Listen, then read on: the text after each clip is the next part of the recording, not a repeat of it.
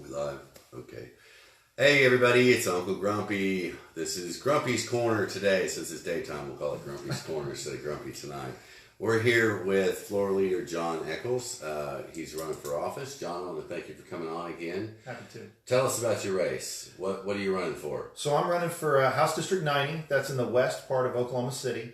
Runs from County Line Road over to May. Gets a little bit area outside that, and then far north is Northwest 16th Street, as far south as the river in between Cleveland County and McLean County. And we got a big election coming up Tuesday. How long have you been in this seat? So 6 years. I've been representing for House District 90 for 6 years. And you have to run every 2 years. Every 2 years. You've been elected 3 times. Yeah. Okay. So and then I've got to be up. Now I haven't had an opponent my first 3 times. Mm-hmm. And then if I get reelected, I'll continue to serve as floor leader. Okay. So we're excited about it. I think it's good for the district to have the majority floor leader as their representative, but I can get some stuff done. I wish you were my representative. Well, thank you. I feel like I've done a good job. I try to take care of my district, I try to take care of my people, and try to listen to the voice of voters. So how's the race going? You know, we're feeling really strong. We as we talked about before we were on camera, I mean, I've got 20 volunteers by the end of the day, 16 right now, 4 more on their way, that are out in the field talking to voters. And then when we're done here, I'm going to be out there myself again. Once again, everything we do counts on volunteers. Absolutely. Once again. That's right. Volunteer. What do you think? How do you think the rest of the races are playing out? Do you think there's any major upsets that we're going to see anywhere? You know, I think the legislative races, from what we're looking at, I don't think we're going to see a lot of upsets on those levels. Now, when I say that, though, we've got, like, for example, if every incumbent wins, there'll be 42 freshmen in the House of Representatives out of 101. That in and of itself is major. That's an upset right there. That's right. That is an upset right there. That's all new opinions. That's right. New people to argue with. I'm looking forward to every day of it. I agree. You'll do a good job. I just wish I got paid to be there. Darn, we got to work on that. You will have a whole new crop that are ready. Meet some new people. That should be fun. And I think it'll be good. I mean, this governor's race is going down to the wire. I think anyone that thinks they know what's going to happen in the governor's race is wrong. I think the other statewide they're going to be tough. The polling's pretty clear, and I think the state questions, I'll be real curious to what happens with the optometry question, the Walmart and the optometry. Yeah, that's been a big deal. I had Sarah Woods on a few days ago. Did you happen to catch any of that? And we went over some of the state questions. We're probably going to do another one maybe tonight about that again, because she wants to get a little further in depth. She's done a little more research. She gets right after it, too. I called her that morning and said, hey, here's what I'd like to talk about tonight. Can you help me out? And she just, kids and all, she jumped right into it. That's awesome. Again, volunteers. That's how it gets done. That's volunteers. Right. And it's people spending their own time, their own ability to do it. And I tell people, too, before you go vote, if you go print off your sample ballot, because if the first time you read those state questions is at the ballot, it's going to take some time. It's going to take some effort. So I have done that. I've waited till I was there and then had to read them and try and figure out what it all actually meant. It takes 15 minutes to vote. It's too late. You know, you need to know all that before you walk in. Absolutely. This should just be where you go, check, and you should have already made your decisions, I think, and at that point. we expect long lines on Tuesdays. We had record early voting compared to a gubernatorial year. We had record mail-in voting. So I would expect some of that is Oklahoma citizens are getting used to early voting because we just expanded it. But I also expect a huge turnout. I mean, I think we're going to have really big turnout. Yeah, I think everybody was shocked by the number that turned out in the primaries. Absolutely. And voted on 788. And I think that the early voting, currently from what I've seen with the lines, it looks the same. It does, yeah. And the thing is, what I've seen in my area is the same crowd, too. That's right. Elderly people in line to vote early. All retired elderly people.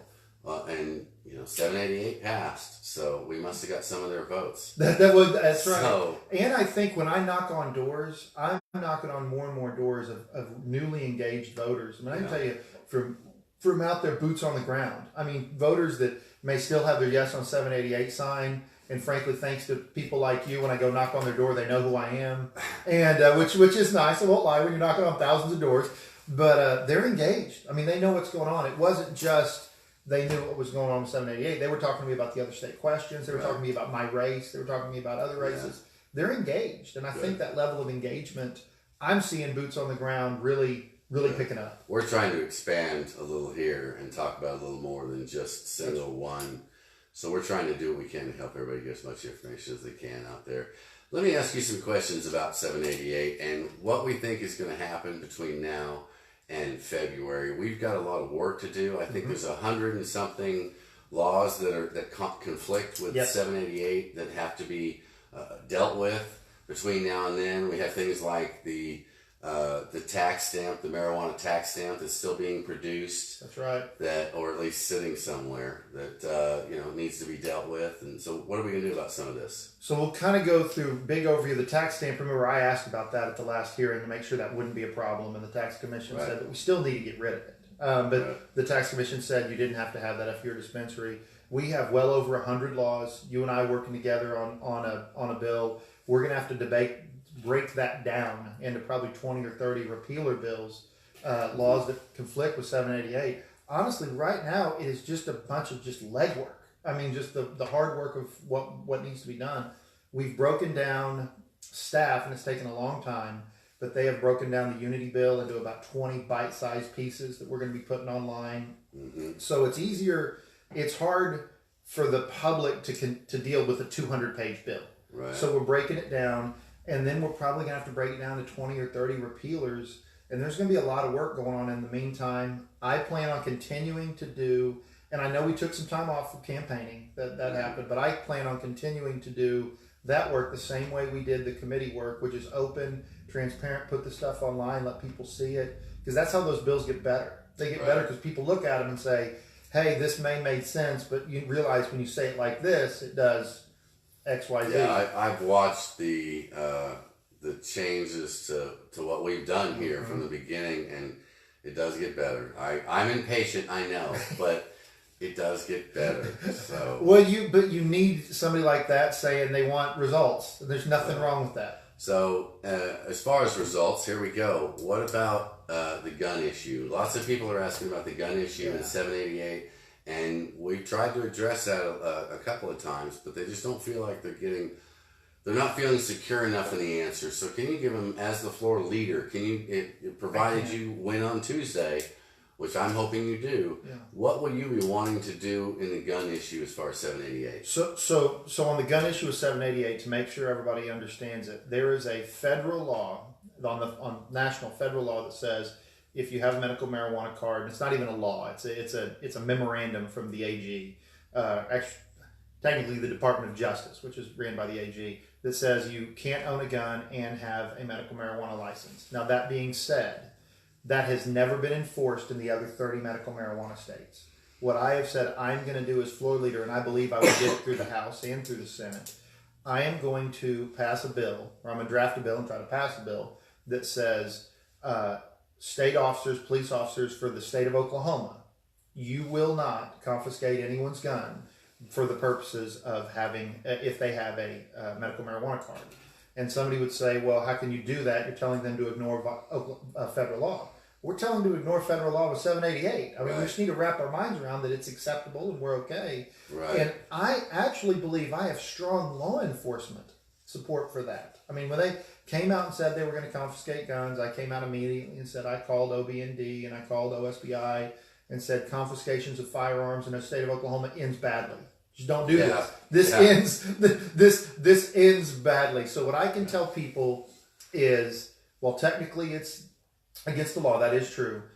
There's no reason to believe anyone's going to come take your guns. There's no reason to believe that. And if I get reelected on Tuesday, I'm going to do everything in my power to make it clear that your Second Amendment rights are protected. You shouldn't give up your Second Amendment rights strictly because you get a legal medical marijuana card in your own state. All right. Well, let's look at that. All right. So what about that question on the form that asks, that everybody says, that everybody talks about, the federal question as to whether or not you use any Schedule I drugs, or I'm not a gun carrier, so I don't know the exact wording, but I hear about it all the time. Well, I am, and I own it depends. My wife, every time I say I don't own too many guns, she reminds me that's what somebody that owns too many guns would say. Of course. But I think I own a normal amount of guns. Okay. So how, if you had a medical marijuana card, how would you, and let's just don't beat around the bush. If you've got a card, I'd answer no. That I don't use illegal drugs. That's how I would answer. If I had a card, because you don't use illegal drugs.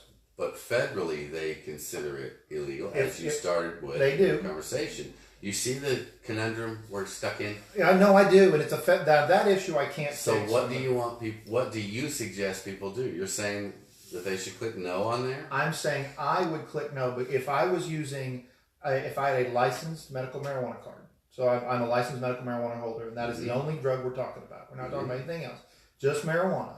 I would say no, I don't use illegal drugs because they're legal in the state in which I'm in. Now, we're getting some of my views on federalism here because I'm a states' rights guy. Right, and right now there's going to be 1,000 people saying that they're calling you when they get arrested. Yeah. Because they know you're a lawyer. And yeah, that's right. You just got lots of work. And they're welcome to call me. Now, I'm not sure Echoes on criminal law is a defense, but I am saying for me, if that was the scenario I was in, I would also say everything is about risk reward. There are 30 states that have this. Medical marijuana is not new in the United States. There are 30 states, and we're talking about a federal law. And they're still buying guns in those states. And That's what you're saying. Yeah, so they must be just they must be lying. I mean, that's the word people are looking for. Is do I lie on the form or not? Because they feel like that is a lie the way the federal government is. Well, if they feel like it's a lie, you can't lie. And for me, the reason I would say no is because it's legal, because I don't consider it illegal if you're in a state with a licensed medical, if you have a license in this state. Now, people can't violate their conscience. If they believe that they are lying, then absolutely I don't mean to cloud it a bit. I just know my watchers enough and myself enough to know that, as much as I like you and know you're a lawyer, I'm still iffy about that. No, I agree. I really am. That's why I always start off with, it is federally illegal. It's the same thing with the banking system. When we talk about the banking issue, it's federally illegal for them to use. It is money laundering it is drug money from the federal system. But there are banks in other states that are taking the risk and are just fine. Right. Because it is unlikely the feds are going to come down and enforce, and especially in Oklahoma. I mean, you're going to come down on a medical, if you're the federal government, come down on a medical state when you have recreational states. I mean, it's just highly unlikely. Now, is it possible? Absolutely. I mean, is it, could they come down? Could the FBI show up and confiscate guns of medical marijuana holders? In theory, I guess yes. But I find that very unlikely given they haven't done that in Colorado, they haven't done that in California, we go through 28 other states. Okay. I don't mean to sidetrack here, but to get off the gun thing just for a second, you mentioned something, banking. I understand that there are some dispensaries that have already worked out that scenario. They're going to be taking cards, credit cards or bank cards. That's what I'm told. That's great. Which is great. It's phenomenal. Yeah, that's good news. Having any industry not in the banking system is a bad idea. Yeah. It's just a bad idea. We don't need cash businesses when it comes to this. And in any industry, but this is going to be such a large amount of cash. And I summed up at one of the meetings the banking issue on the state level. Mm-hmm. It needs to be fixed on the federal level. The best thing the state can do on the banking issue is not make it worse. Right. We can just not do anything to make it. There's nothing we can do to fix it as much as we can just have banks. Now, these fees are exorbitant, I'm sure. I mean, I bet they're just... Yeah, I understand they're fairly high. I've heard some of the fees. And they'll get passed on to consumers. Meetings with some of the trade organization meetings with some of these bankers, so I've heard what the fees are. But, again, if you want to be in the business... It's better than nothing. It's better than nothing. Well, and what I think needs to happen on the federal level is they let it go down on a state-by-state basis. Right. But again, I'm a big states' rights guy. So if the feds would just say, hey, if you're in a legal state, then you can use the banking system, that really gives the feds a cop-out. They don't have to vote one way or another on the issue. They can push it down to the states. But as a states guy, I'm fine with that. Because I think what makes America unique is that states can make different decisions. And that's why if we have a chance to be a lasting superpower, our state system is what makes us different. So I'm hoping we get that done. And there's been some bipartisan support in Congress to get that done. Trump has said some things that makes me think he will want to get that done before the next election. That would solve a lot of problems. Grumpy, that would solve a lot of problems. So, I think one of the things we need most of all to help these businesses we're talking about is patience. Yes. Because currently, I love the fact fact that anybody can go in this business, I help fight for that right, and I'm glad they can. But I want to make as many of them succeed as possible. And the only way we do that is to increase the number of patients drastically and soon. Do you have any ideas on what's that look like to you? How do we do that? So there were about, and I'm using round numbers, okay? I'm sure there are people watching that know the exact numbers. So these are round numbers. There were about 500,000 medical patients in Colorado. That's roughly double the population of Oklahoma. So if we get to around 250,000, which I think is what we can do, what that is going to take is continuing to make it easier for doctors to give that prescription. That is going to take giving some doctors some cover so they know that we're going to deal with that next year. When I talk to doctors about how they're doing it, what they're doing, they say, I want firm laws in place that show that they're not going to go after my prescription license on the state level. Right. We can do that. We can put that in there. I want to make it clear that telemed is okay. You could have a telemed system where you could go see a doctor. The bottom line is the people voted for 788. Yeah. If you're using marijuana medically in the state of Oklahoma, I want you to have the ability to go get a license. I want you to get legal. I want you to be able to do it inside the system. So one of the things we need to do is make it as simple as possible. Right. And I even had a call the other day, which I didn't realize this, and maybe one of your viewers can put the answer in a comment. I mean, I had someone call me 2 days ago, old fraternity brother of mine, his stepdaughter having severe seizures. He asked me, what doctor right now is writing prescriptions for children? It occurred to me, I don't know. I can't find one. I can't. Some physician willing to take on children as patients is, and we know. I mean, you know me. Children with epilepsy and severe seizures is how I got involved in this.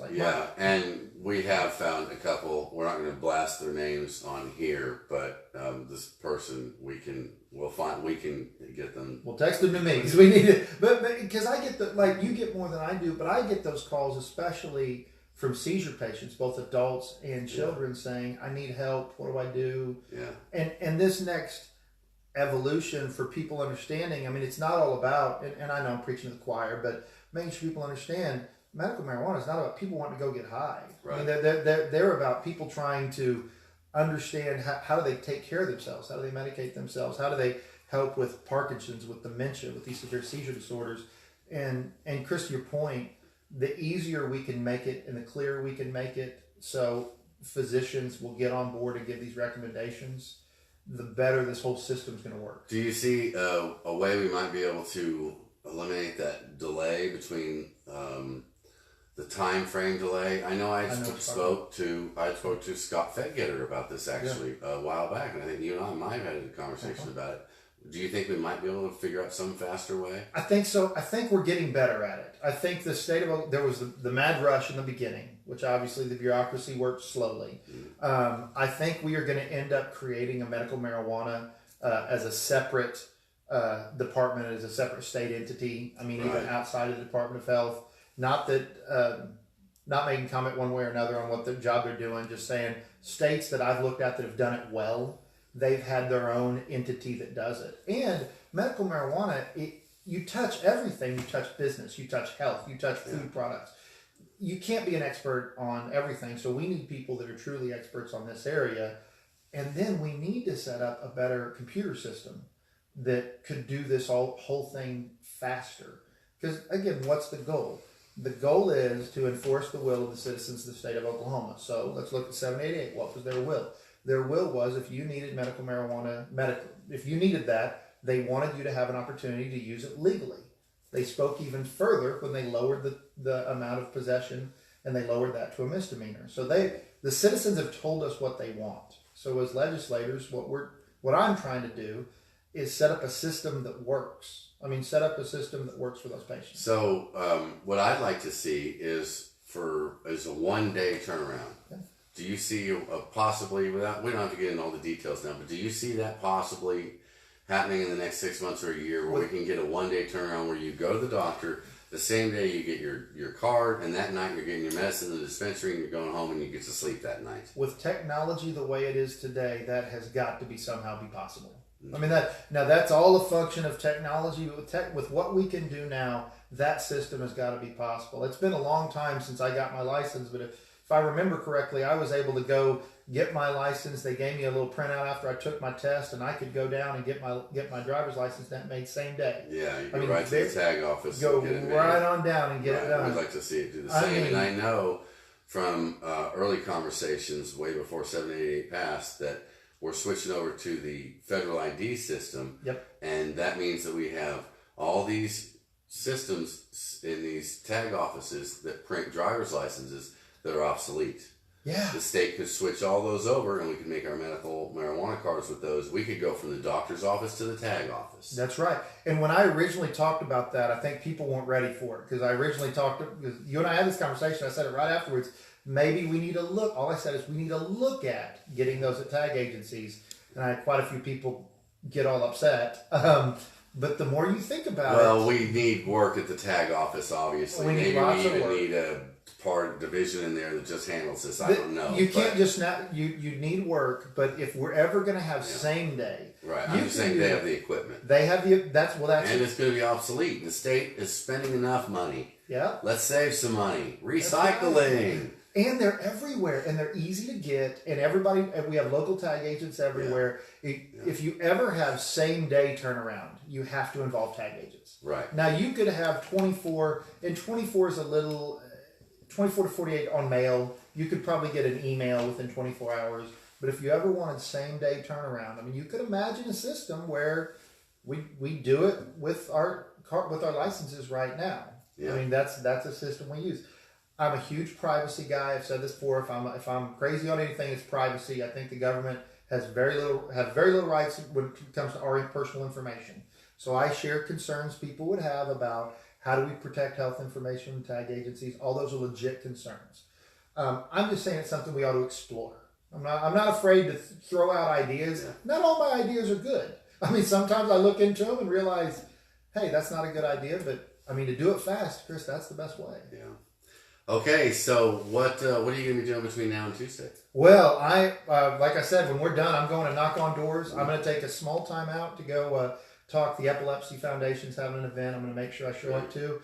And then on Tuesday, if you live in House District 90, please go vote Jon Echoes. And if you live anywhere else, please go vote too. I mean, we need people to vote. Yeah, we need the 507,000 to get out and do what they did once before. But I'll rant about that a lot between now and Tuesday. So, John, I want to thank you for coming on as always. I hope to see you Tuesday. You're having a little party Tuesday? Yeah, come by my house. I want to be sure I'm standing next to a winner on Tuesday. So I'm going to be photobombing. Every time I see a reporter near you, I'll be somewhere behind you. Come on by, brother. Okay. Appreciate it. All right, folks. That's it for now. Stay grumpy. I'll see you on the road.